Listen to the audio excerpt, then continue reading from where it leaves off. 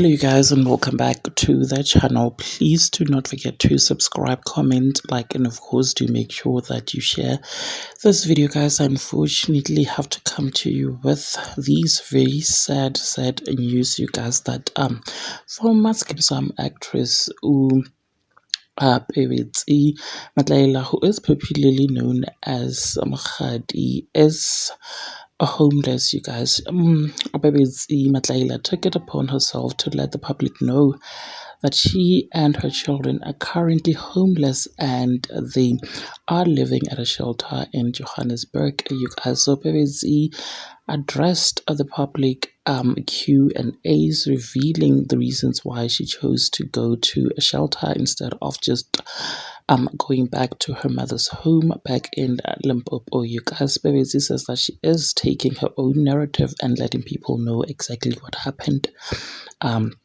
So she went on her social media to announce these very sad news, you guys, and she posted a video which I'm about to insert, and then later she went onto her Instagram stories and posted a series of those stories, of course, updating the public.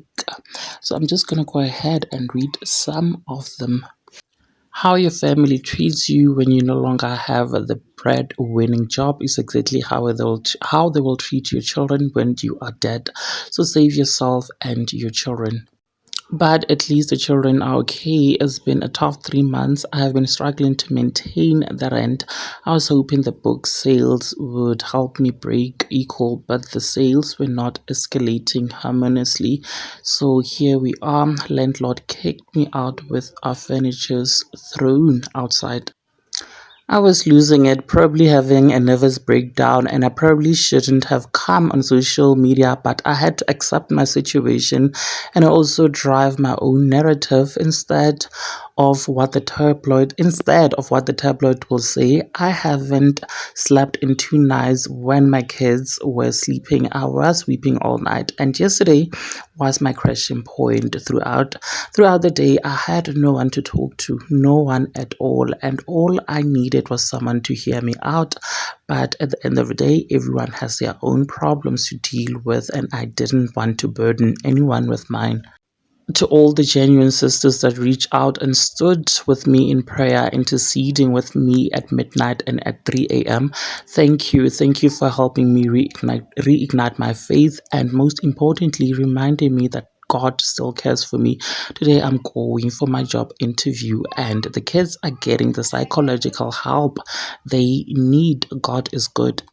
I'm so overwhelmed by the help, the love, and the considerations and prayers we are receiving, and a specific thank you to the lovely lady who sent me an e-wallet to take care of my children out of their favorite thing to eat. They are very happy and they are very full, you guys, she wrote. Please do check out this video and of course engage your thoughts with me in the comments section. I'll see you in the next video. Bye. I'm here to clarify a few things and iron some things out for those who seem worried, or for those who just are trying to figure out what's going on. But most importantly, like I said, I'm owning my own story, and nobody's gonna go tell my story for me or about me, because that's how I remove the shame and that's how I regain my power.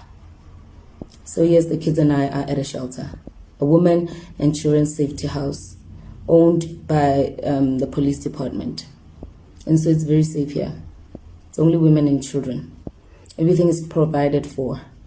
And they just keep you here until you feel safe enough to get out there if you come from a domestic violence situation. Or you can stay here long enough to get back on your feet. Now, I have been trying to survive for the longest of time with the one job that I have, which is my radio job. However, it's been difficult to find other jobs. Right, and then secondly, why don't I just stay with friends or with family members? I don't like to overburden people. Besides the fact that I don't know how to ask for help, I also don't want to overburden people. I get a lot of questions like, why don't you send kids to your mother's house in Limpopo, let them live with their grandmother while you try and find your way back right here in Joburg? My mother does not even live in the town that I come from. She works outside of that town. She only comes home or to her house on weekends and holidays. And honestly speaking, my mother has sacrificed too much already for me and my children. And so much so that even other family members are looking at me as a leech, that I am sucking my mother dry. So I'm trying to do this on my own without the help of my family and without burden. I knew very well that when I separated with my ex, I went from a 2-income household to a 1-income household and then to a no-income household. And so things were very challenging, and I knew I was going to be inconvenienced because of the decision I made. I made a decision to leave him after 9 months of matrimony. Wait. And I knew I was going to be inconvenienced, but I did not know it was going to be this hard. I had no idea that 3 years later I'd still be enduring the consequences of my action. But it was my action to take. That's why I don't want to overburden people, you know. And I do have one very special lady, very dear to my heart. She always pulls through for me. And I still need her in my corner. So I don't want to overstay my welcome. Okay, and then for those who are concerned about where to from here, what are you going to do now? Well, listen, to my surprise, this place offers you stability, and it offers you a safe place to be in until you get back on your feet. And so I'm going to stay here for as long as I can to accumulate enough money to move into a home for my children and I. Why did you end up here, Nolo? What happened to where you were staying? Because of not having a job, like a 9-to-5 or something that sustains me, it was very difficult for me to maintain rent. On top of maintaining rent, my mother was the one who always have to pitch in the other half of the rent for us to live. And last year at some time, so last year October, I took the money for rent to print the books, hoping that the books would have sold and I can repay the landlord. So October, November, December. By December, she was hurtful and she kicked him out. She kicked me out and put my things out in the open. I did have some people help me with storage. My furniture, my clothes, and everything are scattered in people's houses. Why didn't I get a job since I have qualifications? I have a degree in psychology and I have a diploma in teaching. My diploma cannot be completed because I am still on financial suspension. I registered it on debt, and now that I wrote the exams and everything, I cannot go register with CEDA unless I hold the qualification in my hand. And once you register with CEDA, only then can you be qualified to teach in any school. So I'm stuck in that department.